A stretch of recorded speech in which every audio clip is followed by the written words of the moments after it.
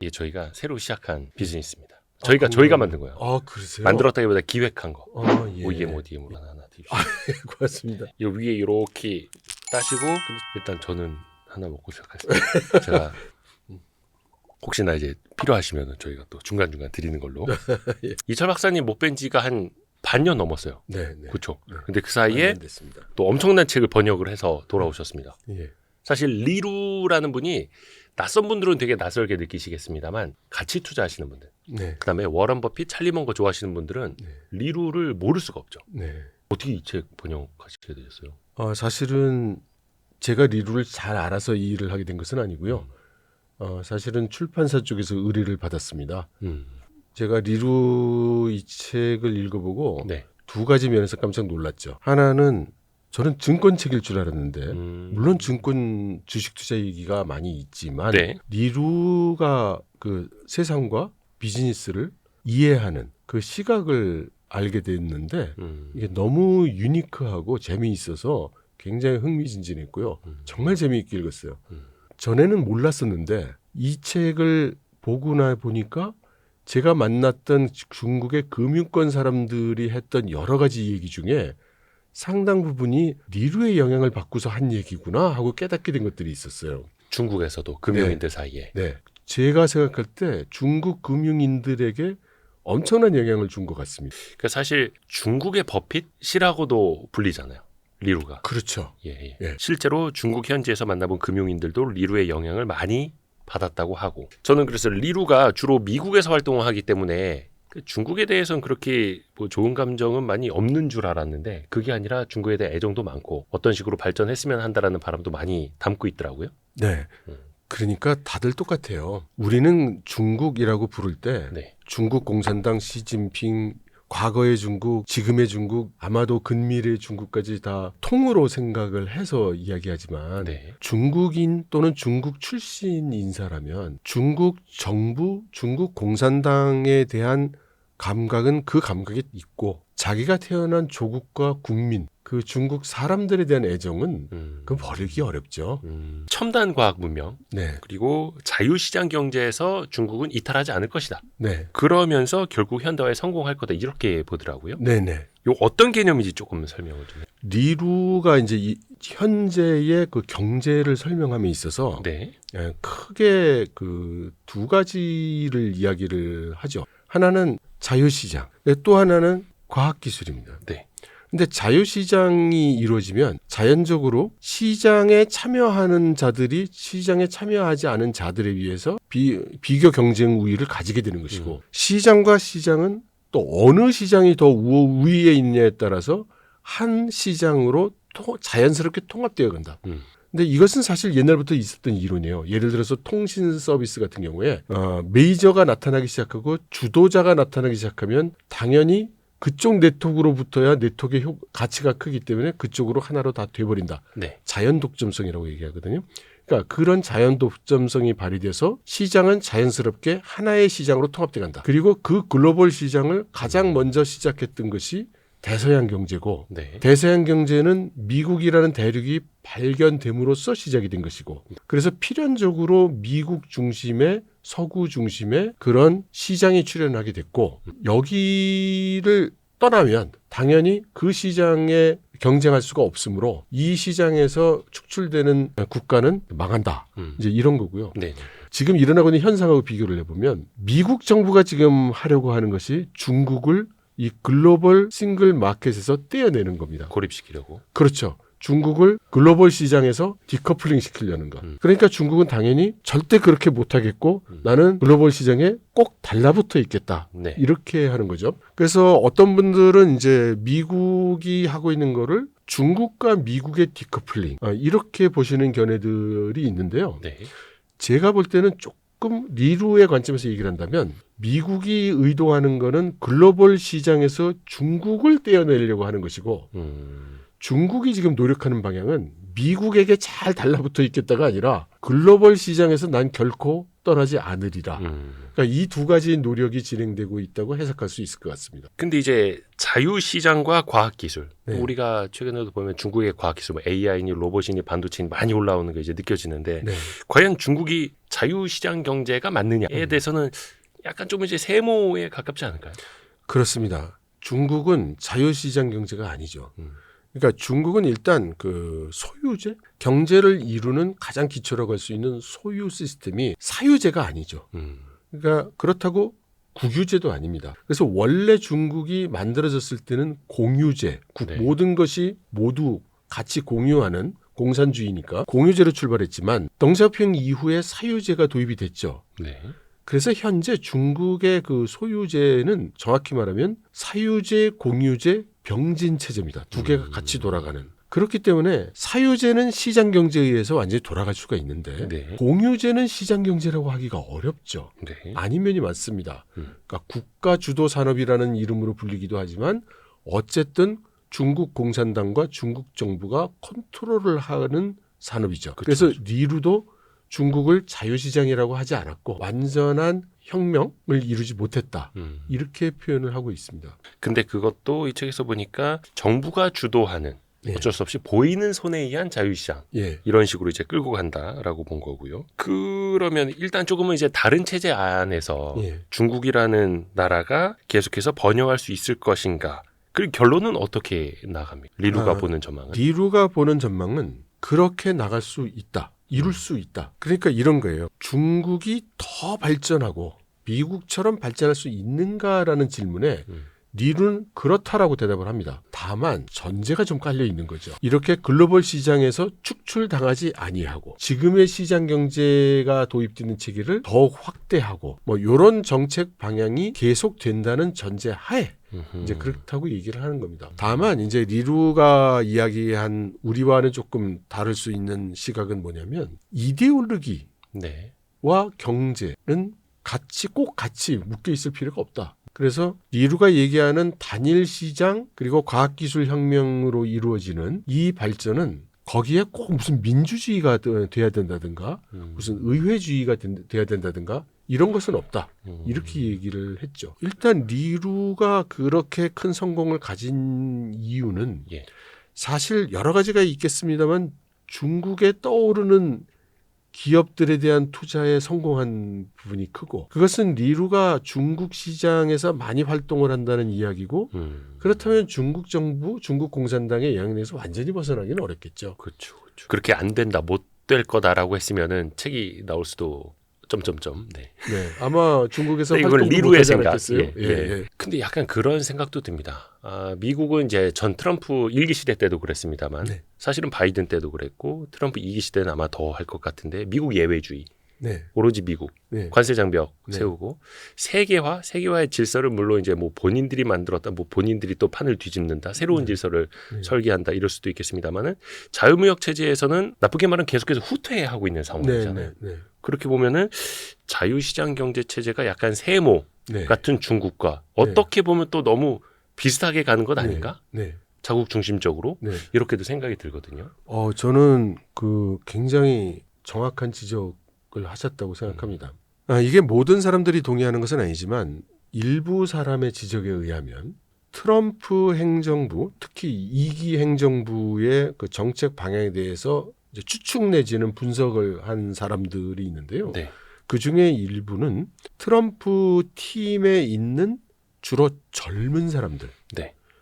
젊은 정책가들의 책과 언행을 분석을 해서 팀 트럼프의 생각은 이런 것이다. 이렇게 좀 해설을 한 것을 본 적이 있어요. 네. 근데 저는 굉장히 공감을 했습니다. 이 트럼프를 보고 무슨 그 러스트벨트의 가난하고 교육을 적게 받은 백인 노동자들을 공략해서 표를 얻었다. 이런 식으로 해석하는 건 너무 단순하게 생각하는 거다. 이 팀 트럼프를 이루고 있는 사람들의 여러 책과 저널과 그동안 발표했던 문장들을 종합해 보면 공통적으로 글로벌리즘에 대한 반발이다. 그러니까 이게 무슨 얘기냐면 이런 거예요. 얼마 전에 우리 그 백종원 씨가 네. 자신이 운영하던 회사를 상장을 했죠. 그렇죠. 근데 그 회사는 브랜드가 많아요. 그렇죠. 그래서 그거를 우리나라에 막 이제 프로모션을 할 거 아닙니까? 네. 그러면 동네방네 백종원 씨가 하는 그런 프랜차이즈점들이 들어갈 텐데 그러면 거기 원래 장사하고 있던 아저씨 아줌마 식당은 어떻게 되냐 이거죠. 그래서 우리가 국제적인 경쟁의 눈으로 볼 때 네. 예를 들어 삼성이 뭐 TSMC와 경쟁을 한다. 그럼 우리는 삼성을 응원합니다. 우리 기업이고. 네. 그죠? 그런데 만일에 국제적인 프랜차이즈 예를 들면 그 커피숍 유명한 커피점이 있죠. 프랜차이즈 네. 커피점이 뭐 별다방이라고 부르는 네. 이제 그런 것들이 우리나라의 지역 골목에 들어와서 프랜차이즈를 하게 되면 네. 원래 있던 다방은 어떻게 되는 거냐. 그래서 이 사람은 이들이 소외된 것이다. 이렇게 얘기를 합니다. 그러니까 미국 내에도 지역에서 비즈니스 하는 사람, 지역에서 생활하는 사람, 지역에서 하던 기업들, 중소기업들은 네. 네. 네. 지금 우리가 거대 담론으로 얘기하는 글로벌리즘, 세계가 하나의 단위 시장으로 묶이고 그로 인해서 시장의 효율이 올라가고 거기서 승리함으로써 아주 큰 시장을 획득하고 네. 이거는 글로벌리즘의 승자들의 이야기고 그 그늘에 가려져 있는 예를 들어서 옛날에는 내가 다방을 해서 먹고 살았는데 이제 글로벌 프랜차이즈가 들어와서 나는 망하고 글로벌 유통점이 들어와서 내가 하던 동네 슈퍼 망하고 글로벌 공장이 들어오면서 우리 동네 공장은 망하고 이들의 이익, 이들의 어려움, 이들의 고통, 이들의 문제를 누가 다뤄줬는가? 공화당도 다루지 않고 민주당도 다루지 않고 부자들도 다루지 않고 가난한 자도 다루지 않고 그래서 이것을 소외된 커뮤니티로 보는 거죠. 그래서 트럼프는 이들에게 희망을 주고 이들에게 호응한 것이다. 이렇게 얘기를 합니다. 근데 상당히 그 일리가 있어요. 그래서 이 트럼프의 정책은 그래서 이로 인해서 그 유추되는 몇 가지 특징이 있는데 트럼프의 정책은 꼭 미국 대기업에게 유리하지 않아요. 그러니까 트럼프의 정책은 무슨 애플, 구글 이들의 이익이 트럼프 정책의 우선순위가 아니라는 거죠. 네네네. 트럼프 입장에서 볼 땐 동네 슈퍼, 동네 아저씨 아줌마 이 사람들 비즈니스가 오히려 그 트럼프 정책에 해당이 된다는 것이고 그러니까 이 사람들이 열광한다 이거죠. 그리고 정책이 쉬워요. 이제 그 진보 진영의 정책은 뭔가 듣기 좋은 단어가 많이 나오는데 뭔가 어려워, 복잡해. 그 논리를 팔로우하려면. 그리고 보수 진영에서 내어오는 정책을 들으면은 어디서 많이 듣던 것 같은 이야기만 계속하고 내 문제를 해결해 줄 것 같지가 않아. 그런데 이제 트럼프의 정책은 좀 이런 표현이 신뢰가 될지 모르겠지만 단순 무식형으로 돈이 필요하네, 돈 가져와. 뭐 이런 식이다 이거죠. 그러니까 거기다 대고 다 됐으니까 돈 가져와 이러는데 그게 뭐 미분 적분을 해보고 무슨 어려운 분석을 해보니까 알파 값이 얼마가 나와서 이런 소리로 대적하기가 어렵죠. 네. 다 치우고 돈 달라는데. 그래서 이게 정책이 직선적이고 이들 지지층이 볼 때 알아듣기 쉽고 딱 들으니까 다른 정당이 얘기할 때는 그게 나한테 정말 도움이 되는지 어떤지 잘 판단이 안 서는데 트럼프가 딱 던지는 그 정책은 그래 그렇게 되면 나한테 이득이 되겠네. 불법 이민 금지. 그래. 그럼 내가 좋아져. 확실해. 뭔가 일자리에 대한 경쟁, 공산품에 대한 경쟁에서 나를 지켜주겠네, 보호해주겠네 이런 인식을 직관적으로 갖겠네요. 그렇죠. 뭐 다국적 기업하는 소리, 다국적 기업 다 저 개발도상국가 가서 공장 만들잖아요. 네네. 그러니까 거기다 대고 이제 공장 미국에 만들어. 그냥 쉽고 간단하게 이해하기 쉽죠. 그래서 또 많은 사람들이 호응을 또 받고 있는 거고 미국 현지에서. 예. 그 혹시 그 중국에서 트럼프 당선 이후에 어떤 뭐 공식적인 반응이나 어떤 뭐 대응이나 이런 게 지금 나온 게 좀 있나요? 그건 없습니다. 그리고 그거는 반응을 할 수 없을 겁니다. 그래요? 예. 근데 이 지켜보면 중국은 이제 미중 무역 전쟁이라는 게 어느덧 8년이 지났어요. 그렇죠. 예, 트럼프 한 번 하는 동안 했고 바이든 4년을 또 했습니다. 네. 그리고 이제 9년 10년째 들어가는 거거든요. 그러니까 중국이 그동안 가만히 있지 않았고 그동안 미중 간의 이런 문제에 대해서 나름대로 대응을 쭉 해오고 있었습니다. 그래서 가장 그 대표적인 것으로 나타날 수 있는 게 미국에 대한 무역 의존도가 줄어든 거죠. 중국 입장에서요? 예. 그러니까 중국이 2007, 8년경에 금융위기 왔을 때 네. 그때 당시에 중국의 그 경제 그 GDP 속에 대외 경제가 차지하는 비중이 71%였습니다. 70% 넘었어요. 그런데 그걸 당하고 나서 그걸 줄여서 지금 코로나 사태가 오기 직전에 38%까지 줄였습니다. 그리고 이제 트럼프가 무역 전쟁을 하니까 미국의 대외 무역 비중, 그러니까 중국 입장에서 봤을 때 대외 무역 비중에서 차지하는 미국의 포션을 줄여나간 거죠. 그래서 지금 대외 무역에서 미국이 차지하는 비중이 지금 12%밖에 안 돼요. 많이 줄었네요. 엄청나게 줄은 거죠. 그래서 지금은 처음에 8년 전에 트럼프가 무역 관세 때린다고 했을 때하고 아하. 지금 관세 때린다고 했을 때 그 임팩트는 상당히 차이가 있습니다. 당시보다는 그럼 조금 더 덜 해졌다는 거예요. 그렇죠. 중국 충격이. 입장에서. 그만큼 뭐 유럽이나 아시아 국가로 또 다변화를 시켜놓은 거고. 그렇죠. 물론 그렇다고 해도 이 데미지는 큽니다. 그래서 지금 분석들 나오는 건 뭐 다 그 차이는 있지만 대체로 지금 트럼프가 본인이 얘기하는 것처럼 중국 관세 60% 때리고 뭐 이런다는 게 정말로 그렇게 있을 경우에 중국의 GDP가 원래 예상됐던 GDP에 사람마다 틀리지만 대체로 한 3% 정도는 3%포인트 정도 하락할 거라고 네. 그렇게 얘기를 하죠. 하지만 그 데미지를 미국도 입을 것이고 네. 그래서 그것도 사람마다 차이는 있지만 대체로 1.5%, 1.4% 정도 그 데미지를 미국도 입을 거라고 얘기를 하고 있죠. 그런데 문제는 소위 전략자원이라고 부를 수 있는 것. 에너지, 식량 뭐 이렇게 양이 크고 적고를 그만두고 상대방이 목줄을 재면 내가 괴로운 그런 리소스는 지금 중국이 거의 미국으로부터 탈출을 했어요. 그래서 사실상 제재가 예전이랑 똑같이 온다 하더라도 예전만큼의 충격은 없다. 없을 것이고. 그래서 이런 그 거시적인 준비는 해왔고 네. 지금 중국의 체제상 오늘 갑자기 이렇게 대응해서 다음 달부터는 이렇게 하고 이런 거는 중국 체제에서는 불가능해요. 그래서 거시적인 준비는 이미 다 이제 해왔고 앞으로도 할 게 있을지 모르지만 그거는 하려면 앞으로도 1년, 2년은 걸릴 거고 단기적으로는 트럼프가 어떤 수를 던지느냐를 이제 기다리고 있다고 봐야 되고요. 아, 저쪽에서 먼저 수를 던질 때까지. 예. 그리고 이제는 지금 중국도 여기 제1개 플랜 1부터 플랜 36, 36개까지 이렇게 준비해 놓고 대기하고 있는 상태로 보입니다. 야. 근데 어찌됐든 간에 트럼프가 이야기한 대로 중국산 제품에 대한 관세는 높이긴 높일 거잖아요. 물론 이게 60%까지 갈지 안 갈지는 네. 또 협상에 따라서 달라지긴 하겠습니다만 예. 어떻게 보면 이제 정해진 길일 그렇죠. 테고요. 예. 그래서 일단은 중국 입장에서는 한번 지켜보자.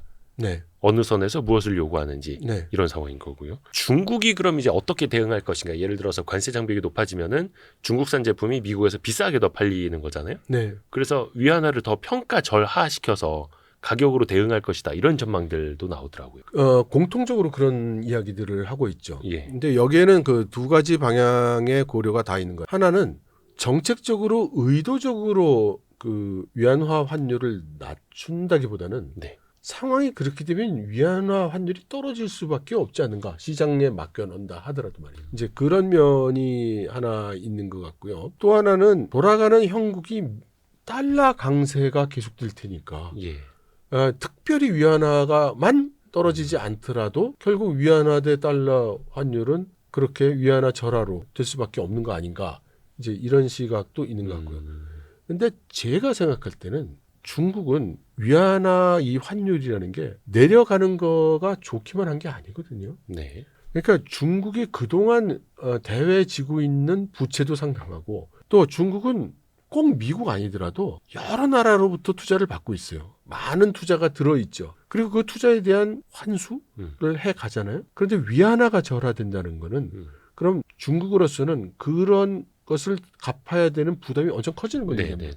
그리고 결정적으로 그게 어느 정도 이상을 넘어가면 이제 중국 안에 들어와 있던 외국 자본들이 나가겠죠. 그러니까 그렇기 때문에 중국 입장에서 달러 이 환율은 어느 정도 절하될 수 있으나 어느 정도 이상으로는 절하시킬 수 없는 이제 그런 것이죠. 마냥 위안화 약세로 평가절하해서 가져가기는 쉽지는 않다라는 그렇습니다. 거. 그렇게 할 수 없습니다. 그 2025년에는 몇 퍼센트 성장한다 이 전망 그 목표가 나왔나요? 중국에서? 아직은- GDP 성장이고요. 네네네. 아직 안 나왔습니다. 근데 한 2년 전, 3년 전부터는 항상 못해도 5% 안팎 이 이야기는 계속 나오잖아요. 24년에도 그랬고. 아니 그건 조금 다릅니다. 그 중국 정부나 중국의 싱크탱크가 얘기해 온 것은 몇 년 전부터 이제 더 이상 GDP 성장률은 중요하지 않다였고요. 그 숫자는 예. 그다음 그 5% 이하가 될 전망이다라고 많이들 얘기했어요. 네네. 근데 이게 그 우리가 GDP 중국의 GDP 전망에 대해서 왜 이렇게 얘기가 다르냐면 금융기관들은 특히 무슨 그 투자를 유치하거나 네. 뭐 증권사 이런 데는 항상 그 조금 옵티미스틱하게 그렇게 얘기를 해요. 조금 더 낙관적으로 예, 보는. 뭔가 잘 되는 쪽으로. 네. 그래서 여기 투자를 하면은 뭔가 잘 될 거다. 이익이 뭐 크게 날 것으로. 네네. 보통 그래서 그렇죠. 그래서 조금 좀 업을 시키는 경향이 있고요. 음. 예, 중국 정부나 중국 싱크탱크는 그런 식으로 얘기한 적은 없습니다. 그리고 오히려 그 조금씩 앞으로 계속 GDP 성장률 목표는 내려갈 거라고 얘기를 해 왔고요. 네.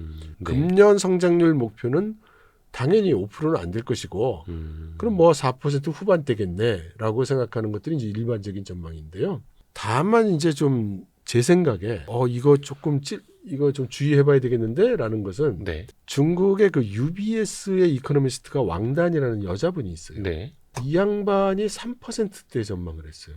그러니까 중국에 있는 UBS 스위스계 그 투자은행에서 굉장히 낮게 본 거네요. 다들 그래도 4% 후반을 이야기를 하는데 네. 독야청청 3%대를 얘기를 했거든요. 네. 근데 이 양반이 중국 내에서 상당히 영향력이 있는 권위 있는 사람이에요. 왕단이라는 사람의 그 평소 그 발표할 때 상당히 신중하게 하고 그다음 이 사람이 그 중국 정부하고도 같이 일하는 게 많기 때문에 네네네. 관방의 입장을 많이 배려를 해요. 이제 그럼에도 불구하고 3%대를 이야기했다는 거는 이거 뭔가 있는 거 아닌가. 지금 분위기는 뭔가 자꾸 관방에서 네. 중국 정부가 좋은 얘기 나와주기를 희망하고 있는 이 시국에 네네. 그렇게 이야기를 한다는 거는 나름대로 뭔가 짚히는 바가 있지 않은가. 요거 주의해야 되겠다라고 이제 저는 좀 생각을 합니다. 굉장히 이제 어둡게 본 건데 3%대 성장률 전망이라고 하면 예. 근데 이것도 어떤 뭐 제가 잘 읽지를 못해서 네. 교감이 있었을 것 같다라는 말씀이신지 아니면 뭐 그냥 이 사람만 어떤 좀 특이한 사례라는 건지. 조금 혼자 유난하게 그렇게 예측을 한 겁니다. 한마디만 더 말씀드리면 예를 들어 외국의 금융기관이 이건 뭐 그렇게 안 될 거야. 중국 금년에 3.6% 나오지 않을까? 이렇게 얘기했으면 네. 저는 별로 신경 안 썼을 거예요. 뭐 그렇게 볼 수도 있지. 이렇게 넘어갔을 텐데 왕단이라는 사람이 그렇게 했다는 거에 대해서 저는 좀 걸립니다. 원체 또 무게감이 좀 있는 네. 이코노미스트라서 네. 그래요. 제 입장에서 보면 상당히 의견을 존중하는 이코노미스트거든요. 근데 이제 중국에서도 물론 이제 숫자상으로는 이제 5%라는 게 꼭 뭐 4.9는 나쁘고 5.0은 좋은 거 뭐 이런 거는 아닙니다만 네네. 상징성이 있다 보니까 네. 그래서 또 중국에서도 작년에도 시진핑이 이야기한 게 5% 안팎의 성장은 또 거의 달성을 해야 된다라는 식으로 많이 좀 푸시를 했었고 네. 경기 부양책도 특히 24년 뭐 9월 이때부터 또 엄청나게 나왔잖아요. 네. 그것이 어느 정도 이제는 성과를 또 내야 하는 시기이기도 하고 그 12월 말부터 1월 초까지의 증시 흐름만 놓고 보면 또 그렇게 낙관적이지는 않은 것 같고요. 안 좋죠. 네. 그런데 저는 그 정부의 정책 효과가 그러니까 정책을 시행하고 나서 구현돼서 그 효과를 알아볼 수 있는 시점까지 걸리는 시간을 생각해 보면 네.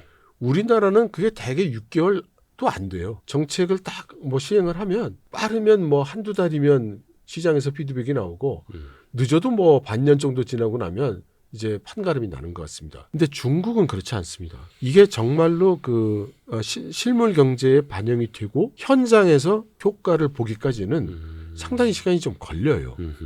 그래서 아직 좀 이르다고 봅니다. 시간이 더 많이 필요하다. 판단 내리기는 조금은 이르다. 근데 또 중국에서는 경기 부양할 필요성 어떻게 보면 이제 시급성이 있는 게 일자리도 문제고 내수 경기가 또 원체 안 좋고 부동산 경기도 이제 좀 좋지 않다 보니까 민심이 동요한다는 게 있었잖아요.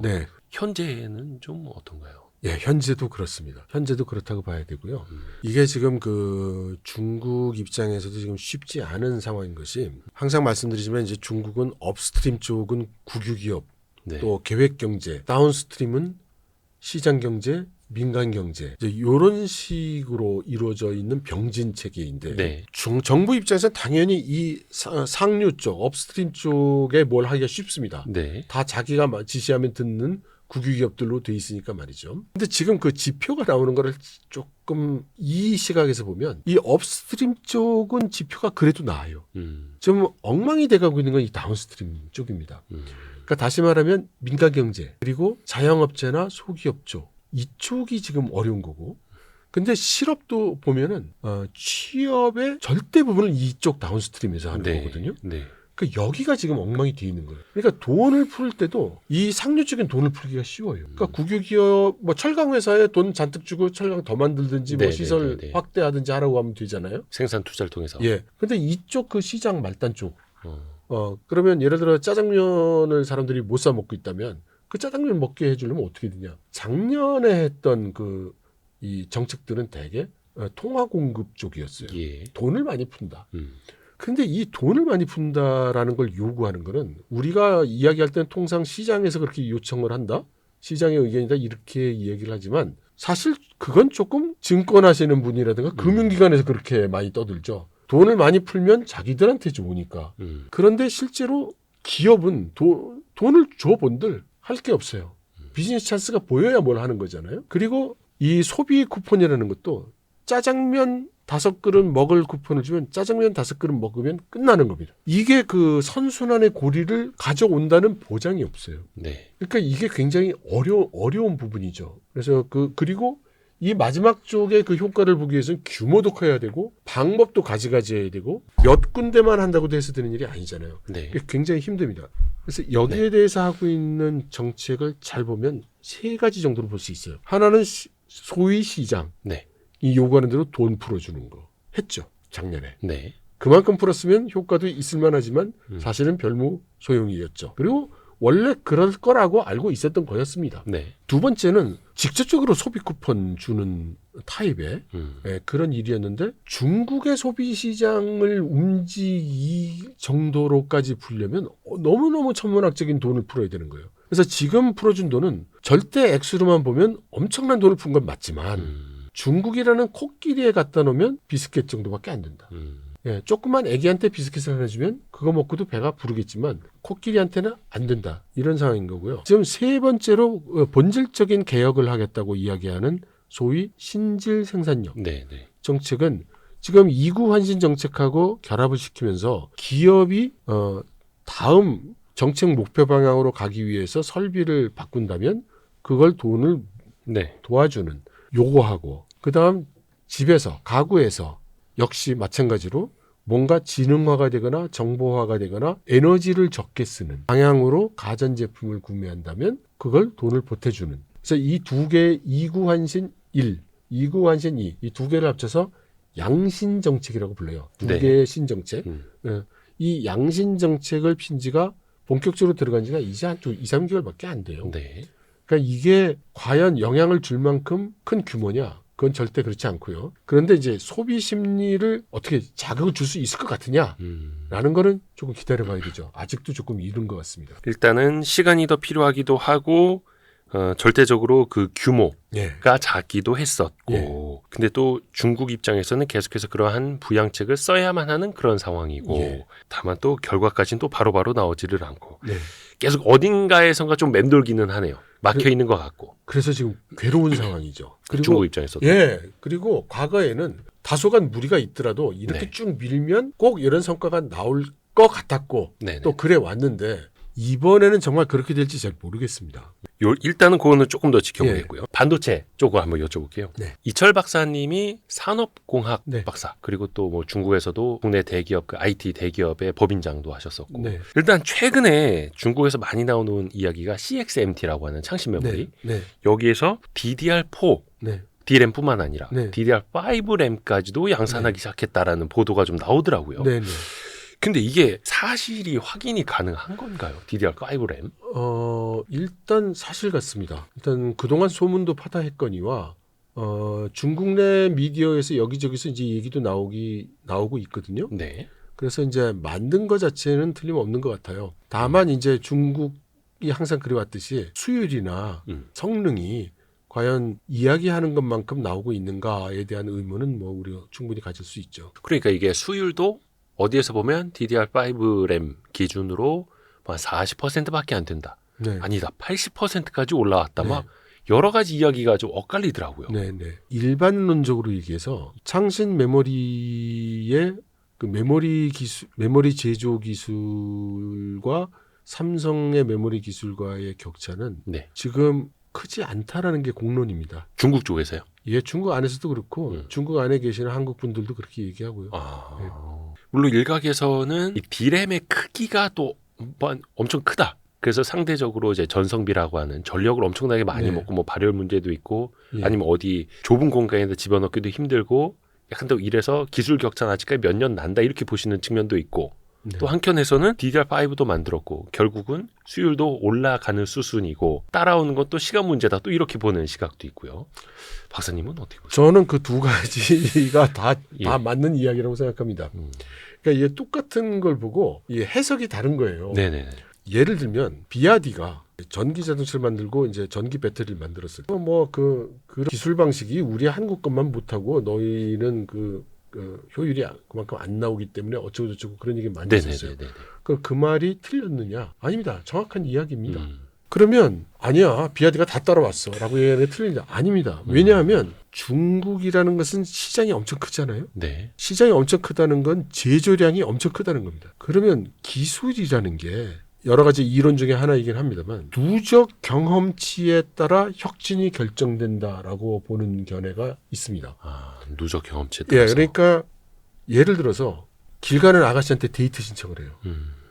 그럼 생전 처음 데이트 신청을 하면 퇴짜 맞을 가능성이 크겠죠. 그렇죠. 말도 어버버버 하겠죠. 예. 한 7, 8번 해보면 조금 늘겠죠, 솜씨가. 네. 근데 그거를 1년 365일, 10년, 20년 한 사람이 있으면 그 사람이 꼭 한 5번쯤 가서 데이트 신청하는 남자보다 꼭 잘한다는 법은 없겠지만 이 사람이 어느 날 한 17년 차 253일째 되던 날 여자들이 이런 거에 뻑하는구만 이라고 발견할 가능성이 더 크다는 거죠. 노하우. 그렇죠. 어느 날 갑자기 깨닫는 거예요. 네네네. 이렇게 하면 되네. 그러니까 제조를 많이 하고 생산을 많이 하고 여기저기 팔고 이거를 남이 10,000개 제조해서 파는 동안 내가 100만 개를 제조해서 팔아봤더니 97만 8,765개째를 만들 때 아이고 이렇게 하면 되겠네 라는 게 나온다는 거죠. 그건 무슨 얘기냐면 이 중국처럼 시장이 크고 또 쏠림 현상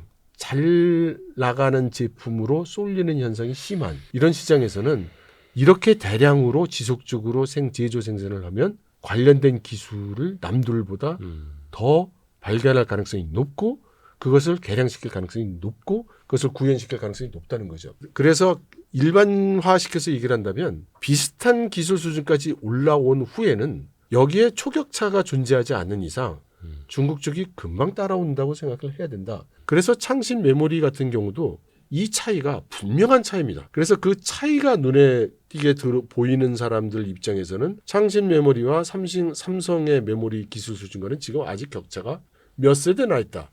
이렇게 얘기하는 거고요. 이것을 창신 메모리를 비롯한 중국의 빅테크들이 어떻게 그 기술 가속도를 붙여왔는가를 보아온 사람들 입장에서 생각을 할 때는 얼마 안 남았군이라고 보이는 거죠. 저보고 얘기하라면 창신 메모리의 경우 거의 다 맞습니다. 그리고 삼성의 메모리가 기술적으로 더 우수하다 해도 아까 말씀하신 것처럼 창신 거는 몸뚱아리 더 크고 전력 소비가 더 크고 수율이 더 낮기 때문에 당연히 가격이 원가가 더 오를 것이고 네네. 그래서요.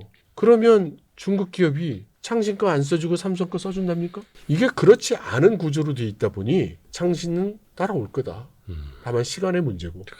어떻게 보면 이제 컵에 물이 반밖에 없다라는 건데 그 반이 계속 차오르고 있다. 예. 이렇게 볼 수도 있는 거고. 또 일각에서는 HBM. 예. HBM 그 고대역폭 네. 메모리까지도 예. 중국이 개발을 하고 있고 네. HBM2 단계까지는 네. 이미 기술이 됐다. 네. 이런 보도도 있더라고요. HBM뿐만 아니라 네네네. 지금 중국이 다음 세대 기술로 국가 전략 기술로 지금 이미 선언을 한 게 AI고요. 그 AI를 구현하기 위해서 AI 칩을 구현하는 게 국가적인 전략 과제예요. 그리고 AI 칩의 일부분으로 HBM이 들어가는 거잖아요. 네네네네. 당연히 한 기업, 두 기업의 수준이 아니고 중국이라는 국가의 국력을 총동원해서 이걸 지금 개발하고 있죠. 아하.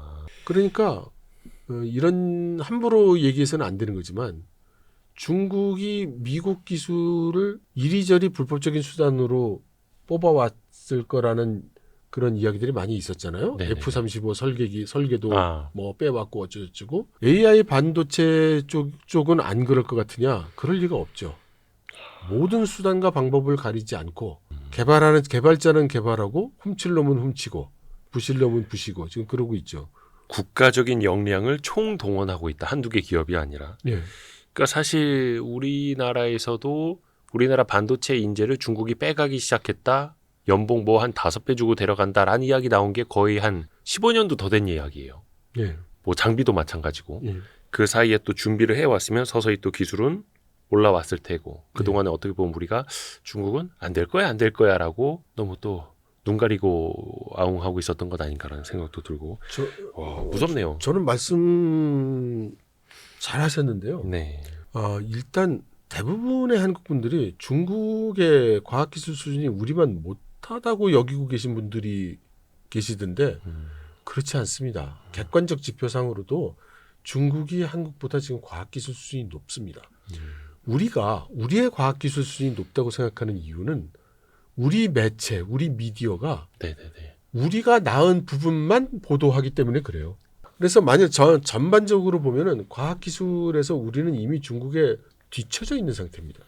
그리고 중국이 지금 그 반도체를 국가 전략핵과 동일한 우선순위로 한다고 이미 공식적으로 선언을 했고 그 반도체 중에서 지금 핵심이 되고 있는 게 한쪽이 제3세대 반도체, 한쪽이 AI 반도체인데 네. AI 반도체의 일부로서 HBM은 당연히 중요한 것이고 그러니 중국이 전 국가의 역량을 들여서 이걸 개발할 것은 뭐 명확관화한 것이고요. 그 중국에도 그 반도체를 만든다는 회사들이 정말 셀 수 없이 많았다면서요. 네.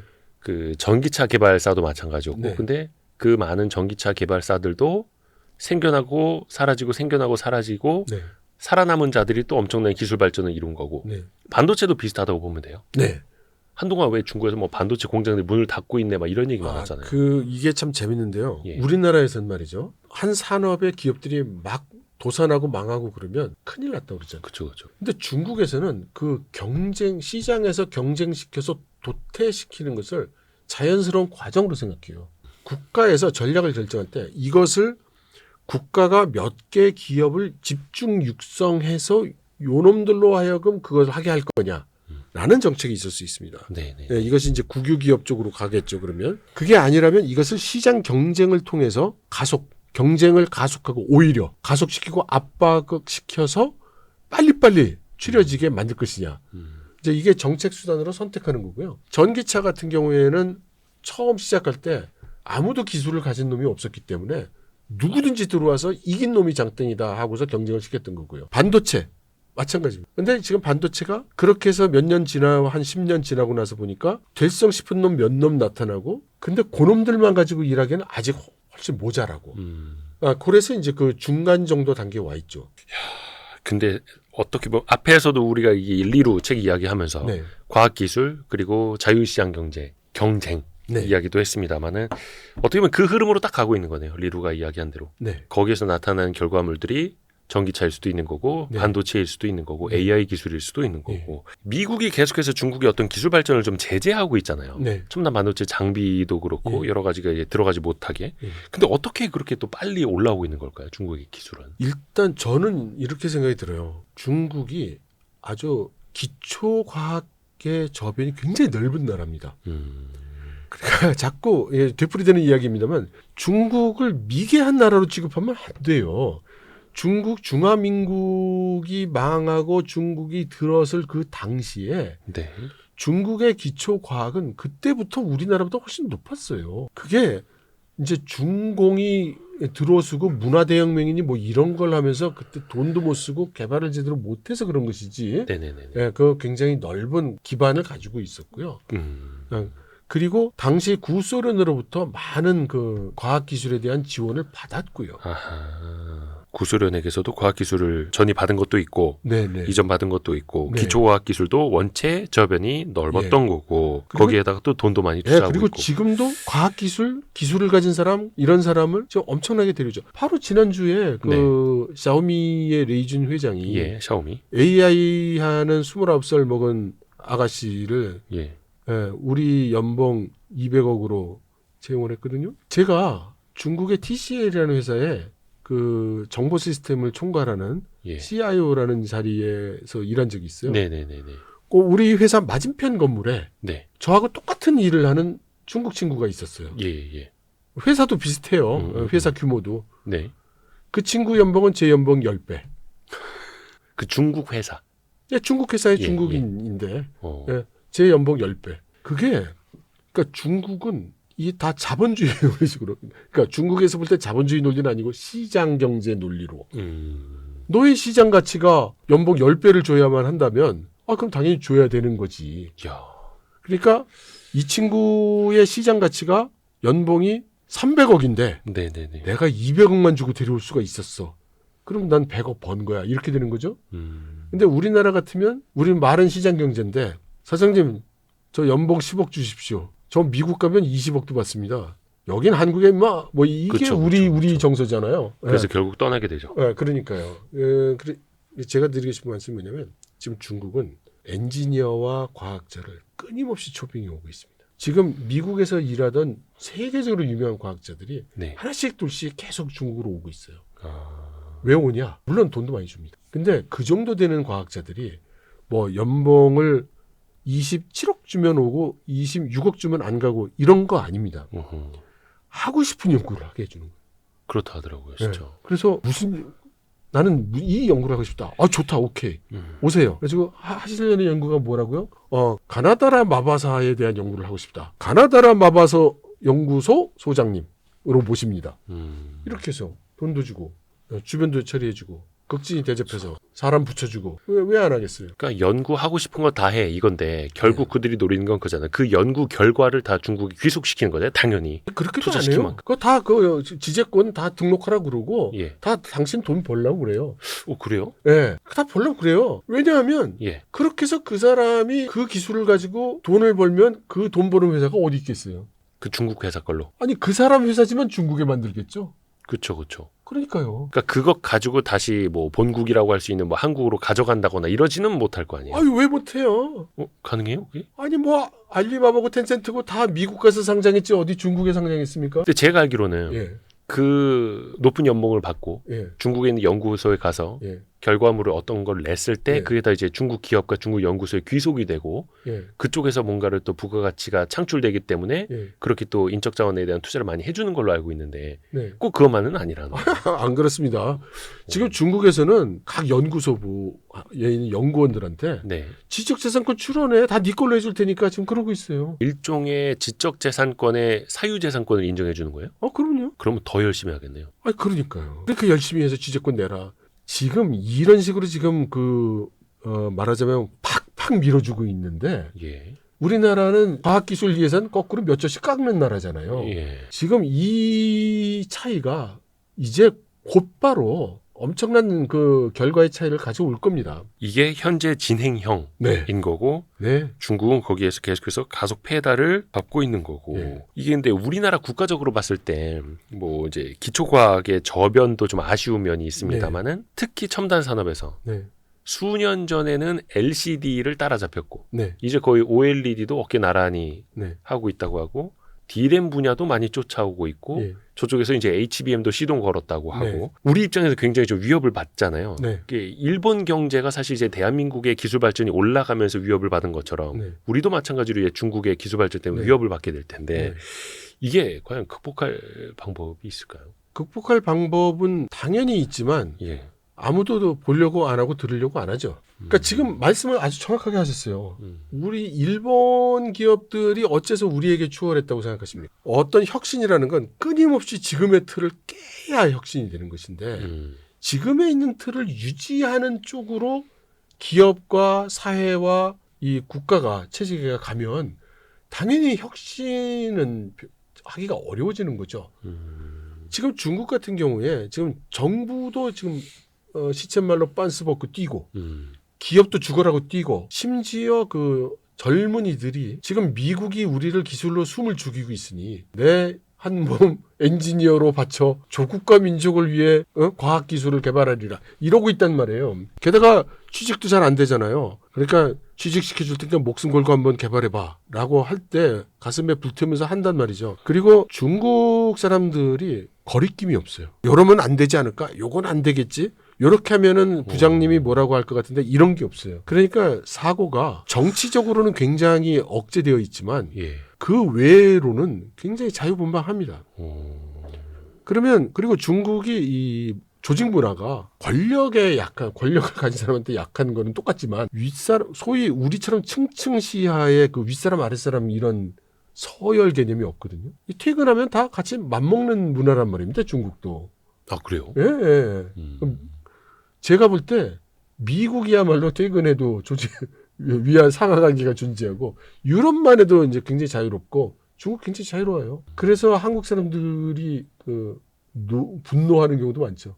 오히려 그게 더 자유롭다고요, 중국이. 예, 그래서 그 제약받지 않는 발상, 그 다음에 그 아랫사람이거나 어린 사람이라고 해서 함부로 하지 않는 그 문화, 그리고 거침없이 아이디어를 낼 수 있는 토양, 거기에 끊임없이 혁신을 장려하고 있는 정부. 그러니까 이게 물론 중국도 문제가 많이 있어요. 어떤 거냐면 스포트라이트를 받는 데가 있고 안 받는 데가 있는데 이 차이가 엄청나게 격차가 커요. 회사 내에서도요? 회사 내에서도 그렇고 정부에서도 그렇고 국가에서도 그렇고. 그러니까 모든 면에 그래요. 그러니까 중국 공산당이 굉장히 관심을 갖고 보아주는 데는 막 뜨겁게 불타오르지만 그거 딱 그 범위를 벗어나면 완전 찬밥.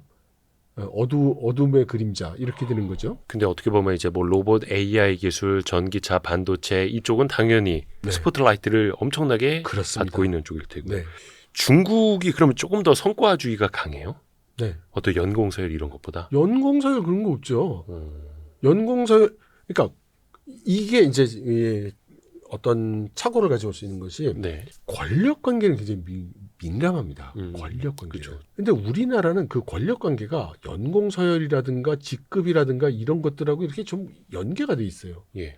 근데 중국 같은 경우는 권력 구조가 꼭 그렇지 않습니다. 그러니까 막말로 얘기해서 우리 사촌 형이 시진핑이잖아. 뭐 그러면 그 친구가 젊다고 함부로 할 수 없잖아요. 네. 당연히 그렇겠죠. 근데 이제 뭐 예를 들어 회사를 가면 그 뭐 대리가 있다고 치. 그럼 제가 중국 회사에서 일했는데 제가 이제 중역이었어요. 그럼 그 친구가 와가지고 아유 당신 지금 하는 얘기는 정말 말도 안 돼 고루한 얘기야. 라고 얘기해요. 한국 사람이라서 그런가 봐. 뭐 그러기도 하고. 그 괜찮아요. 중국 조직에서는 그거 아무것도 아니에요. 나이가 많고 적고 직위 고하를 떠나서. 뭐 남자고 여자고 나이가 많고 적고 고향이 어디고 이런 인종이 뭐고 이런 거 다 상관없어요. 평등의 나라잖아요. 그런데 권력 관계가 민감하고 그다음 엔지니어의 세계에서는 기술 좋은 놈이 권력이 큰 거예요. 그러니까 훌륭한 엔지니어가 있으면 우와 저 사람한테 가서 같이 일해가지고 나도 좀 어떻게 이 열망은 한국의 유가 아니죠. 한국에서는 누가 내가 기술 좀 안다 그러면 자식이 말이야 쟤 5년 전에 말이야 뭐 이러겠지만 중국에서는 누가 이렇게 하면은 저거 나도 좀 배워야 되는데 딸이 붙어야지 이렇게 되는 거예요. 여기에 큰 차이가 하나 있어요. 한국에서는 예. 출세하잖아요. 네. 예를 들어 제가요. 이런 데서 와이스트리트 불러주고 그래가지고 유명해졌어요 제가. 그랬더니 동창회를 갔더니 고등학교 동창이 이 박사 뭐 출세했던데 그럴 때 야 마음 먹지 마. 자식 말이야. 요게 한국식 문화라면 네네네. 예, 중국에서는 예. 야 너 뭐 텔레비 나왔더라? 이 자식 말이야. 그러면서 저 자식이 옛날에는 말이지 나한테 쥐어 퍼맞고 다니던 놈이야. 뭐 그러면 다들 막 우아하 웃고. 그러니까 이게 높은 사람이 됐든 뭐 했든 적어도 물론 센 사람이 되면 한 수 접어주긴 하지만 우리처럼 그렇게 상하관계나 뭐 저는 잘 나가고 뭐 이런 거 없어요. 상당히 평등합니다. 오 그래요. 네. 약간 어떻게 보면 조금 더 그러니까 정치랑은 별개로 네. 이 사회 문화 특히 이제 기술 성과를 내는 이쪽에서는 조금 더 열려 있는 거네 분위기가. 그렇습니다. 조직 문화도 그렇고. 이거는 또 몰랐습니다 지금. 그 중국 기업에서도 그 높은 직책까지 많이 하셨잖아요. 예. 아까 그 CIO라고 하는 뭐 인포메이션, 네, 그렇습니다. 뭐 정보 기술 예. 그런 데에서도 직원들하고 일할 때도 굉장히 좀 수평적으로 대화하시고 막 이랬던가요? 그러면요. 저 극단적인 예가 예. 제가 옛날에 이제 삼성에서 근무할 때 동료예요. 물론 이제 그때 당시 직급으로는 제 밑에서 일했던 직원이에요. 예. 제가 이제 삼성 그만뒀거든요. 네. 그리고 이제 그 창업을 한다고 했는데 잘 안 됐어요. 그래가지고 이제 막 헤매고 있으니까 그 친구가 저한테 아니 그렇게 헤매고 있을 거면 우리 회사라도 와 있으라. 그래서 제가 옛날 우리식으로 표현하면 데리고 있던 중국 직원이 하는 회사에 가가지고 직원으로 일했어요. 아주 좋았어요. 아니 왜냐하면 그 친구가 제 아래에 있을 때도 중국식 분위기니까 평등하게 같이 존중하면서 일을 하는 거고 그러니까 그 친구가 저를 불렀을 때도 똑같잖아요. 입장을 바꿔보면. 네네네. 근데 우리가 지금 만일에 내가 몇 년 후배가 하는 회사에 밑에 직원으로 들어가서 뭐 고문 이런 거면 모르겠는데 밑에 직원으로 들어가가지고 뭐 이상무 저거 해? 뭐 이렇게 해봐. 왜 이렇게 못했어? 이런 소리 들으면 못 참잖아요. 조금 쉽지 않죠. 예, 근데 중국은 괜찮습니다. 오. 노 프로블럼입니다. 약간 그게 조금 뭐 IT 기업 예. 이쪽에서의 분위기일까? 아니요. 다른 데서도 네, 다른 대부분 그래요. 많이 다르네요 문화가. 많이 달라요. 그래서 중국 직원들이 한국 회사에 오면 제일 힘들어하는 게 조직 분위기예요. 그래요. 오히려 한국 회사 조직 분위기가 더 딱딱하다는 거예요. 중국 굉장히 회사보다. 딱딱하죠. 뭐 이렇게 나 부장님 뭐 이러니까 중국 사람들 입장에서는 뭐지 저거 뭐 이렇게 되죠. 근데 이게 어떻게 보면은 IT 기술 그러니까 단순히 개발만 한 것뿐만이 아니라 해외사랑 같이 협업을 하는 데서도 그게 좀 나타난다 하더라고요. 그런 조직 문화가. 그래서 다국적 기업이 무슨 모임 갖거나 회의할 때 보면 다른 나라 사람들은 다 같이 한데 어울리는데 저쪽에 우중충한 양복 입고 저 코너에 자기들끼리 서 있는 사람이 두 그룹 있어요. 한 그룹은 일본인, 한 그룹은 한국인. 근데 중국 기업은 또 그렇지는 않고. 근데 뭐 중국인, 싱가포르 사람, 뭐 말레이시아 사람, 인도네시아 사람, 베트남 사람, 태국 사람들은 같이 뭐 어울리죠, 섞이고. 제가 중국 기업 문화에 대해서 거의 생각을 해본 적이 없었어서 네. 굉장히 좀 어떻게 보면은 신선한 충격이기도 하네요. 되게 뭐 좀 실리콘밸리 비슷하기도 하고요. 아니 원래 중국이 평등이 우선하는 문화잖아요. 사회주의 국가라는 게. 예. 예. 근데 그게 어떻게 보면 IT 기술 발전에, 과학 기술 발전에 또 토대가 되는 거고요. 예. 그런 수평적인 문화가. 예. 그래서 중국에서는 빨리 가고 싶기 때문에 자기들이 뒤떨어져 있다고 생각하는 부분이 많이 있고 그걸 빨리 따라가고 싶기 때문에 아웃 오브 박스식의 아이디어를 굉장히 좋아해요. 그러니까 우리나라 같은 경우에는 갑자기 너 무슨 택도 없는 얘기야 하고 생경한 아이디어를 배척하는 경향이 좀 있다면 중국은 환영입니다. 계속해서 그 틀을 깨는 걸 더 좋아하는 거예요. 네, 그렇습니다. 그게 막 도전적이고 누군가에게 불편하다가 아니라 네. 계속해서 틀을 깨라. 예. 그 TSMC 같은 경우에도 그런 식으로 일을 많이 한다 하더라고요. 어차피 이게 파운드리라는 게 일종의 뭐 제조업인데 서비스업에 가까운 제조업이라 하더라고요. 네. 그래서 해외 고객사들을 만날 때도 TSMC가 또 그런 식으로 많이 해주고 그러니까 삼성전자가 파운드리를 잘 못하는 이유 중에 하나가 너무 경직돼 있다. 고객 맞춤형. 고객이 해달라는 건 다 해줘야 되는데 이걸 못한다. 약간 이런 지적도 좀 있더라고요. 저는 사실 그 파운드리는 잘 모르기 때문에 제가 뭐 여타저타 말한다면 좀 우습겠습니다만 제가 그냥 한 가지 느끼는 건 이런 겁니다. 예를 들어 엔비디아가 네. 처음부터 지금처럼 이렇게 큰 회사가 아니었잖아요. 그 처음 만들어졌을 때는 엔비디아도 조그만 회사였습니다. 예, 그럼 그 조그만 회사가 우리 요런 설계 반도체 설계인데 칩 만들어 주세요 해서 가면 삼성전자가 상대를 해주었을까요? 처음에 안 해줬다 하더라고요. 그러니까요. 근데 엔비디아만 그런 게 아니에요. 삼성은 제가 아는 한 어느 정도 레벨이 자기들이 상대해줄 레벨이 돼야만 상대를 해준다는 그런 이야기들을 많이 듣고 있어요. 근데 타이완 기업 같은 경우에 그렇지 않아요. 작은 회사도 존중해줘요. 얘기해준다고요. 그러니까 뭐라고 하냐면 거절을 당해도 그러니까 삼성전자는 삼성전자에 여기 뭐 가나다 중소기업인데 그러면 딱 끊어버린다는 느낌이라면 TSMC는 그러세요? 그러시군요. 그러시구나. 그런 게 필요하시다고요. 그런데 어떻게 하면 좋죠? 저희가 오더가 뭐 내년 상반기까지 다 막혀 있어가지고요. 저희가 받아들이고 싶지만 그 좀 받기가 지금 어렵네요. 이 캐파가 안 돼요. 라고 하는 거하고는 다르잖아요. 그러니까 이쪽은 커뮤니케이션이 되는 거예요. 그리고 기본 스탠스가 당신을 위해 서비스하는 우리 TSMC. 우리는 설계도를 가져오는 분들을 위해서 만들어드립니다라는 자세잖아요. 근데 삼성의 파운드리가 과연 그런 식으로 일을 했을까? 모르겠습니다. 저는 잘 모르겠어요.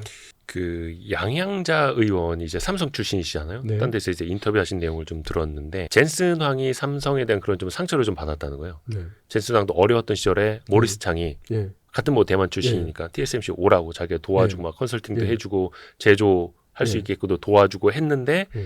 어느 정도 엔비디아가 커진 다음에서도 삼성전자 이런저런 요구를 했을 때 예. 삼성이 되게 좀 뻣뻣하게 나왔어서 예. 그 이후로 젠슨왕 뭐 삼성 고위직을 잘 안 만나려고 했다 뭐 이런 이야기를 또 전해서 해주시더라고요. 그게 그런 회사가 하나둘이 아니에요. 그렇게 이제 마음 상한 회사들이 많고요. 그래서 저는 이 파운드리에 대해서 제가 우리 사회에 던지고 싶은 질문이 하나 있어요. 네네네네. 파운드리 사업 그러면 맨날 삼성들 걱정해 주시는데 네. 그 엄청난 삼성 걱정해 주시는 것도 좋지만 파운더리를 이용해야 되는 기업들도 한번 생각해 보시라 이거예요. 그죠. 반도체 설계 기업들. 그러면요. 지금 반도체가 우리 현재 공업사회에 얼마나 중요합니까? 그러면 우리나라 많은 기업, 우리나라 많은 중소기업들도 자기들이 필요한 반도체를 설계도 하고 만들려고 해요. 그렇죠. 그러면 어느 정도 큰 엔비디아도 상대 안 해주는 삼성전자가 우리나라의 한 벤처기업이나 중소기업에서 이러이러한 반도체인데 이것 좀 만들어주세요 가면 어서 오십시오 그럴 것 같으냐 이거예요. 그래서 그 회사들이 어디 가는지 아세요? 중국으로요?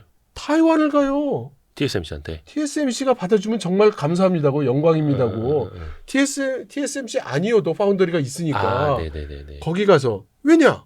거긴 일단 적어도 만나주니까. 그리고 얘기를 들어주니까. 얘기를 들어준다는 게 또 뭐예요? 아이디어가 그쪽으로 또 전달이 되는 거잖아요. 그러면 이 파운더리라는 산업을 볼 때 삼성이 우리나라 파운더리가 세계 몇 위 기술을 해서 뭐 이것도 좋지만 그 파운더리를 이용해서 일을 해야 되는 수많은 우리 벤처기업, 중소기업, 기술기업들은 지금 어떤 상태에 있는가? 그들이 제대로 삼성의 파운더리를 이용할 수 없다면 어디서 어떻게 이용해야 되는가? 타이완 가보세요. 그 사람도 줄 서 있어요. 타이완 그 파운더리 회사들 앞에. 그래서 어떻게 보면 이제 TSMC에는 각종 레시피가 많이 있기 때문에 조금 더 쉽게 그러니까 많은 고객을 상대해 봤기 때문에 또 많은 고객들을 상대적으로 잘 응대해 줄 수 있는 그런 레시피들이 있다. 뭐 이렇게 또 비유도 가능하긴 하던데. 야, 이게 어디서부터 풀어나가야 될지는 조금 난해하기는 하네요. 왜냐하면 지금 이제 파운드리 격차는 TSMC랑 삼성이 더 벌어지고 있잖아요. 네. 거의 60%대 그리고 10%대 초반 막 이렇게. 또 그 뒤에는 중국의 파운드리 업체도 한 두세 개 또 올라오고 있고. 네. 중국 기업들도 파운드리를 많이 하더라고요. 이거는 네. 또 중국 거의 내수용 네. 그쪽만 잡아먹어도 또 크고 있는 거잖아요. 그렇죠.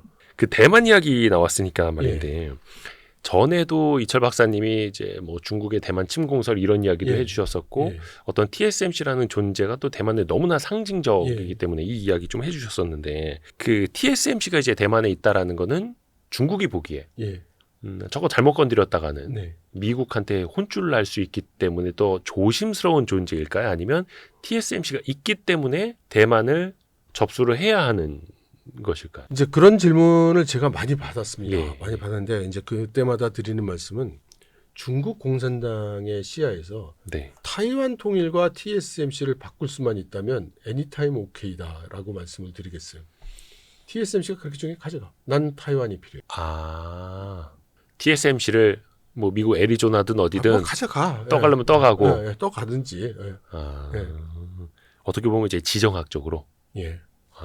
그러니까 지금 그 중국 공산당에게 있어서 통일 조국, 통일 중국이라는 것이 갖는 의미는 그 의미는 TSMC를 내가 완전히 소유하게 됐다라는 것보다 몇 배 중요한 일이다 이거죠. 지정학적인 것이 더 중요하다. 근데 또 반대로 생각해 보면은 또 미국 입장에서는 중국이 이 타이완 쪽으로 이제 나와 버리면 뭐 남중국해도 그렇고 대양 쪽으로 이제 나오는 흐름이기 때문에 또 미국 쪽에서 봤을 때 거기를 또 포기할 수 없는 지정학적인 위치인 거잖아요. 그래서 또 중요한 거고. 엔비디아가 얼마 전에 그 젠슨 황이 5년 안에 대만에다가 해외 거점을 마련할 것이다. 어떤 R&D 연구센터를 만들어서 한 1,000명 정도를 채용할 것이다. 이렇게 이야기를 했더라고요. 요거는 젠슨 황 입장에서 보면은 어떤 중국이나 대만과의 어떤 지정학적인 문제 이런 거는 별로 이렇게 크게 염려치 않은 걸까요? 뭐 염려하더라도 그렇게 하겠죠. 오히려 더. 예. 지난주인가요? 그 타이완에서 제 조카들이 놀러 왔어요. 한국으로요? 예. 네. 그래서 이제 같이 돌아다니다가 제가 궁금해서 물어봤죠. 네네네. 타이완에서는 TSMC를 어떻게 생각하냐? 정말 나라를 구해주는 그 타이완의 호국선산이라고 그러죠. 나라를 지켜주는 신성한 산. 정말 그래 그랬더니 물론이죠. 뭐 이래가면서 우리 모두 그래서 그 TSMC 주식 한두 개씩은 사고 그래서 감사하게 생각하고 있다는 거예요. TSMC 같은 기업이 타이완에 존재해 준다는 것을. 거기 뭐 주가도 많이 올랐으니까요. 예. 뭐 주가가 오른 것도 있지만 생각해 보세요. 그 TSMC의 최대 주주가 예. 사실상 없어요. 음. 제일 지분 많이 갖고 들고 있는 거는 이제 그 대만의 산업, 우리로 치면 산자부인데 경영 개입 안 합니다. 그래서 그 경영진들이 가지고 있는 지분이 그렇게 많지가 않아요. 뭐 이제 그 이 토막 지분들만 들고 있는데 아무도 안 건드리죠. 아무도 경영에 또 뭐 감나라 대추나라 안 해요. 못 하죠. 누가 감히 TSMC의 경영진들한테 이래라 저래라 할 수 있겠어요. 일단 지분은 많이 이제 분산되어 있으니까. 예. 그러면 그 TSMC의 지분 중에 그 소유자의 국적으로 따졌을 때 네. 가장 많은 지분을 소유하고 있는 국가가 어디냐? 미국입니다. 그러면 TSMC가 그럼 미국 기업이냐? 그건 아니죠. 삼성전자도 지분 국적만 따지면 미국이 제일 많으니까 그러면 미국 기업이 돼야 될 텐데 그렇게 얘기 안 하잖아요. 예. 그러니까 TSMC 같은 회사는 여러 가지 의미에서 사회적으로, 윤리적으로, 도덕적으로 그리고 기업적으로 훌륭한 회사죠. 네. 그래서 타이완에는 지금 전 세계에서 가장 경험이 많고 기술력이 좋으면서 인건비가 싼 엔지니어들이 드글드글하는 곳이 돼버렸어요. 그래서 여기가 반도체 기술자를 가장 헐갑으로 가장 많이 가장 유효하게 확보할 수 있는 땅이 돼버렸습니다. 그러니까 젠슨 황도 같은 값이어도 타이완에 만들었겠지만 네네네. 입지가 제일 좋은 걸요. 입지도 좋고 예. 연구 인력도 훌륭하고. 그렇죠. 가장 중요한 인력을 고급 인력을 어. 헐값에 대량으로 공급받을 수 있는 유일한 곳이라고 할 수 있는데 그러니까 엔지니어 1000명을 고용한다라는 얘기가 그냥 너네 뭐 오갈 데 없는 애들 내가 먹여줄게가 아니라 진짜 그러한 우수한 인재가 있기 때문에 R&D 센터를 대만에다 건립하겠다라는. 그렇습니다. 예. 타이완에 사시는 뭐 이렇게 친지들이나 네. 아니면 그쪽의 시민들이나 네. 실제로 어떤 중국으로 인한 어떤 지정학적 염려나 우려나 네. 이런 것들을 많이 안 갖고 사시나요? 많이 어떻게요? 가지고 있죠. 아 그래요? 예. 그러니까 중국 대륙이 타이완을 공격하려는 야심을 가지고 있다는 걸 의심하는 사람은 별로 없는 것 같아요. 야심은 분명히 있다. 그러면 이게 대만 침공을 한다 안 한다가 아니라 결국 언제 하느냐 이거예요. 그렇죠. 언제 어떻게 문제지. 그때 2027년 얘기도 좀 있었고. 네. 박사님이 보시기에 실제 그 가능성은 그러면 굉장히 높게 보시는 거예요. 그러니까 조금 전에 말씀드렸다시피 예. 중국 공산당이 타이완을 통일 수복하겠다는 의지는 분명한 것이고 그건 뭐 의심하지 않습니다. 다만 지금 뭐 얘기하는 언제 어떻게라는 문제에 대한 것만 좀 왔다 갔다 할 수 있는 거고요. 저는 원래 2027년을 주장해 왔던 사람인데 네.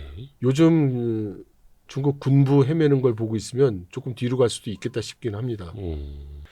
근데 이게 어떻게 보면은 좀 친중적인 네. 그 총통을 세우고 뭐 이런 식으로 하는 게 아니라 예. 이번에도 친중이 아니라 그 반대 쪽에 예. 있는 총통이 되었잖아요. 대만에서 선거 때. 그러면은 이것도 좀 말씀을 드리고 싶어요. 예.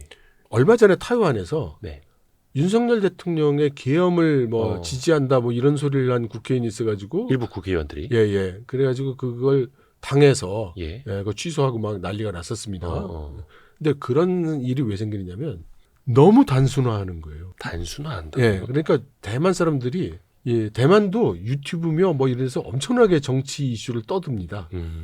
그러다 보니까 대다수의 대만 사람들이 어떻게 알고 있냐면 우리나라에 대해서 네.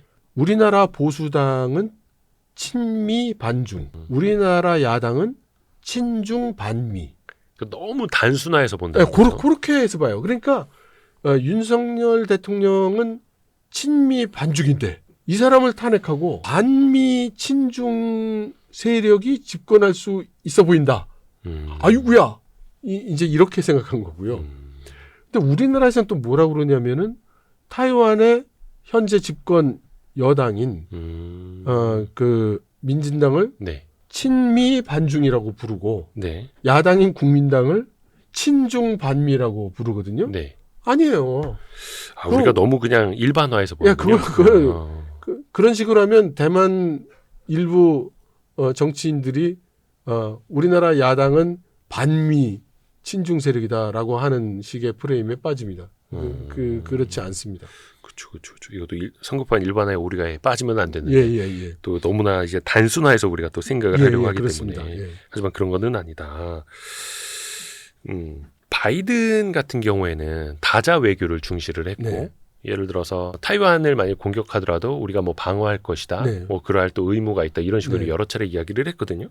그러면 만약에 트럼프 시대의 미국은 네. 타이완을 적극적으로 방어해 줄 것인가, 네. 또 뭔가 청구서를 내밀지 않을까라는 염려도 있는데 어떻게 보세요? 저는 그 두 가지 이슈는 서로 독립 사건이라고 생각합니다. 독립 사건을요. 예.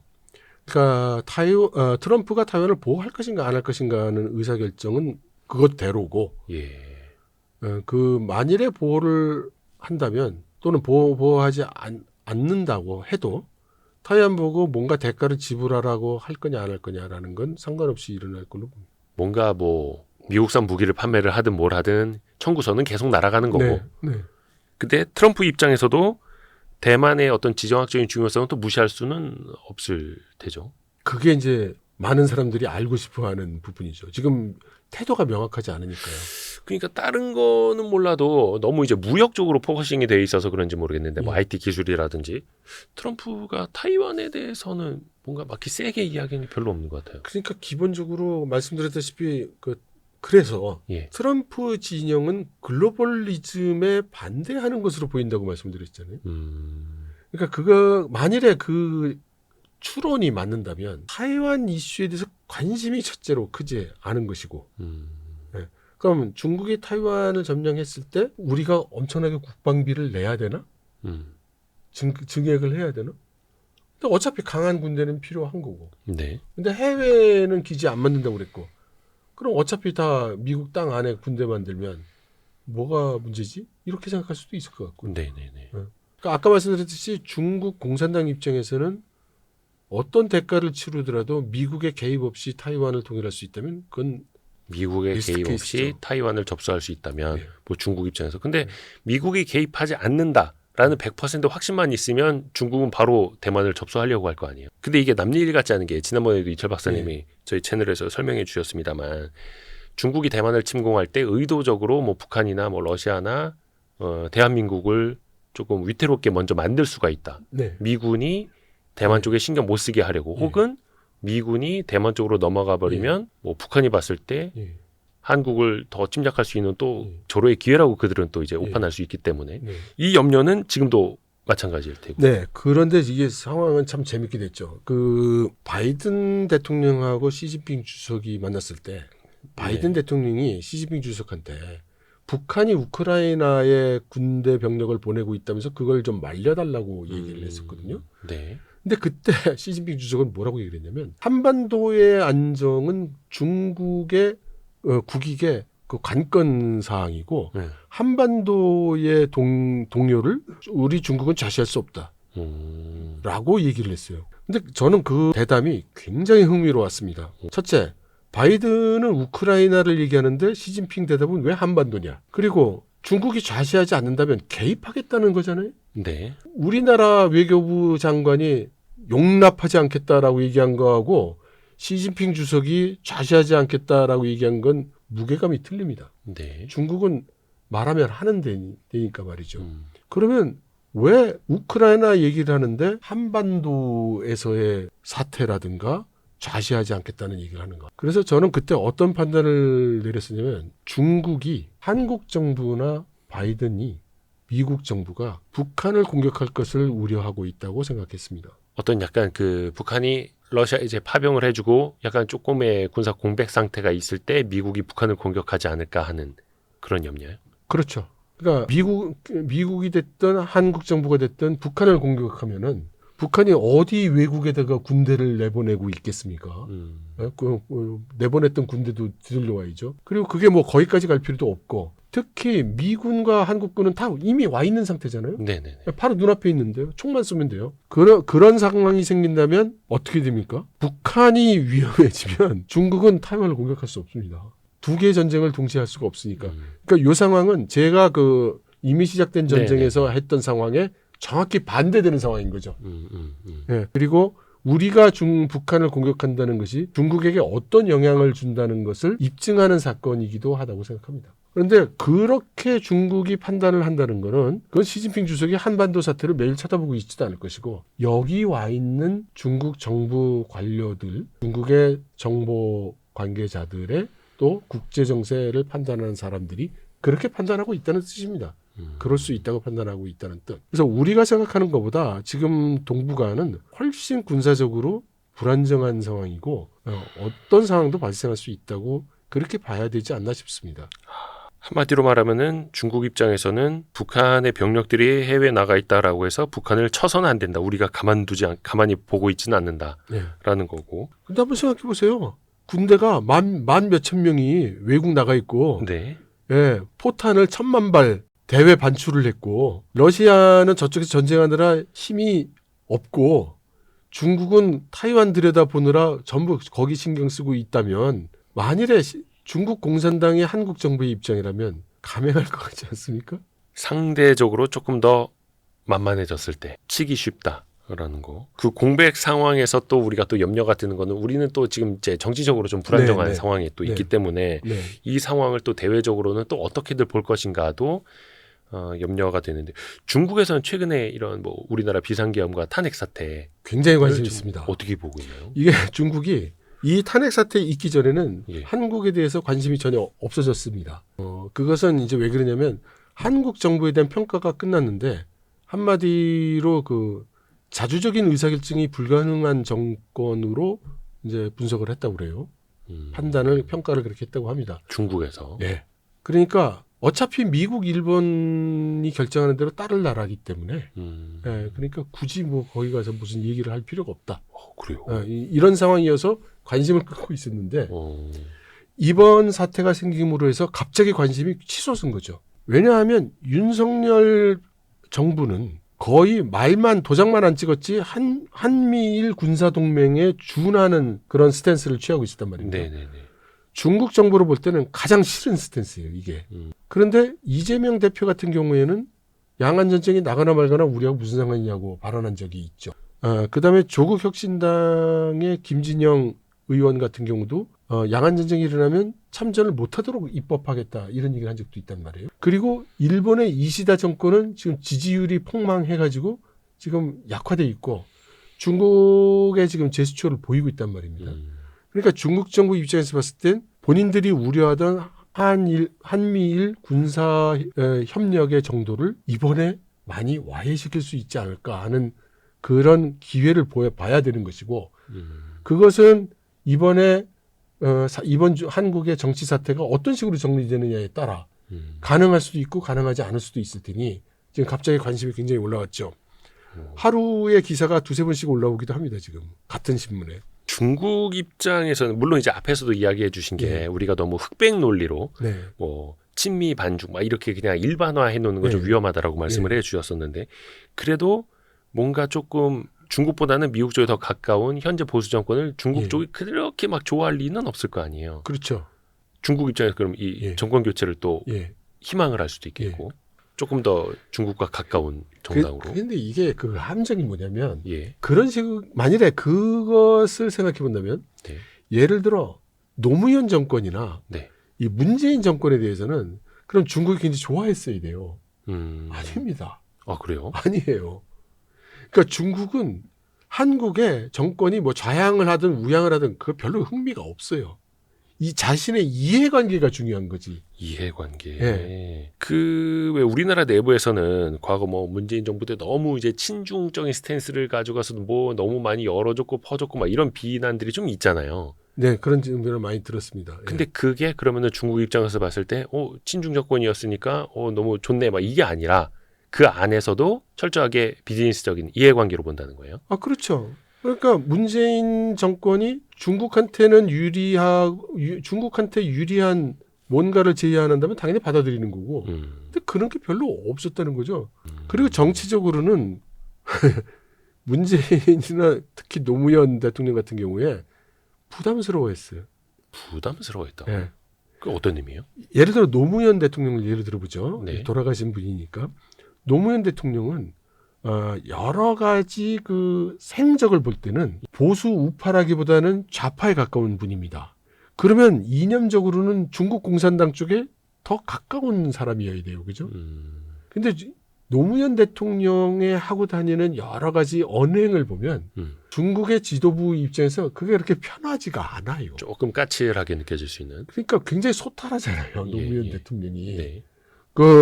일반 거리에 있는 백성들과의 거리감도 없고, 뭐 어디 가도 그냥 그 동네 식당에서 드시고, 중국 지도자가 그렇게 할 수 있나요? 중국의 높은 사람은 그렇게 못합니다. 그러면 당연히 비교가 되잖아요. 그럼 같이 이렇게 보도가 나거나 이 사람 저 사람 비교가 되는 그런 상황이 생기면 굉장히 스트레스가 생기는 거예요. 그리고 그렇게 해서 한중 간에 무슨 정책이나 무슨 협력을 한다고 할 때 그럼 중국이 요구하는 걸 잘 들어주느냐? 다 국익 따지고 있잖아요. 네. 그러니까 근데 미워할 만한 빌미는 별로 없어. 그러니까 미운데 밉다고 말을 못해. 뭐 이런 상황이 되는 거죠. 그래서 저는 이렇게 말씀드리고 싶습니다. 중국은 한국이 뭐 동으로 가든 서로 가든 그것만으로는 관심이 없어요. 중국은 신경 써야 될 나라가 많습니다. 영국, 프랑스, 독일, 이태리 다 신경 써야 되고요. 중요한 건 중국의 국익, 중국의 이해관계에 어떻게 작용하느냐죠. 그리고 또 우리도 받을 건 받고 내줄 건 내주더라도 그러니까 여기 그래야 뭐가 되는데. 하나 지적하고 싶은 게 있냐면 네. 한국 정부에서 중국 정부에 뭐 얘기할 때 항상 달라고 해.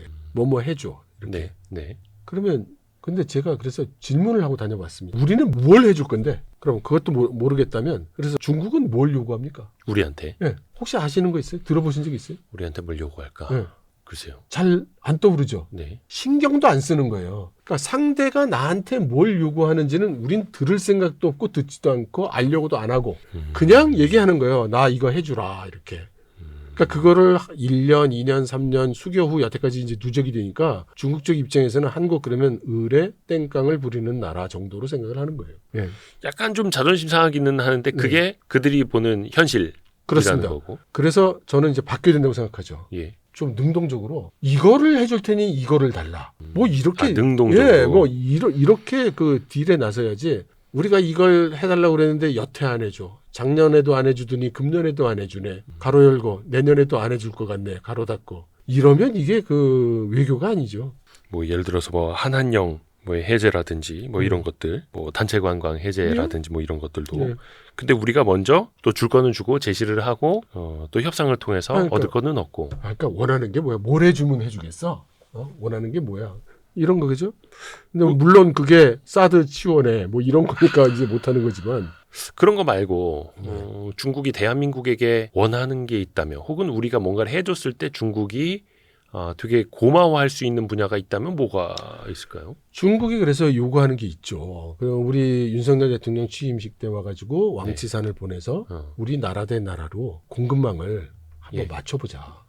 그래서 글로벌 우리 공급망. 같이 협조할 수 있는 방안을 예. 우리 미국한테 밀려서 괴롭다 이거잖아요. 예. 그때 무응답으로 되돌려 보냈죠. 이제 우리가. 근데 그거는 또 이제 미국에서 아, 중국산을 물론, 많이 물론. 쓰면은 아니 또 근데 막 그걸 이렇게 중국이 배제시킨다고 모르는 게 하니까. 아니잖아요. 중국이 알잖아요. 네네네네. 그러니까 우리가 어떤 처지에 있는지 중국도 아니까 뭐 미국의 뺨을 때리고 뭐 우리를 도우라는 것도 아닐 테고 이제 그러니까 말하자면 그 얘기해 볼 수 있다는 거고요. 지금 다시 얘기 나오기 시작했던 게 뭐냐면 한미일 FTA죠. 이거는 우리가 원해서 하는 거 아니에요. 중국이 원하는 거지. 한중일 FTA. 한중일 FTA. 네. 한중일 FTA. 예. 그러면 우리의 스탠스는 뭐냐?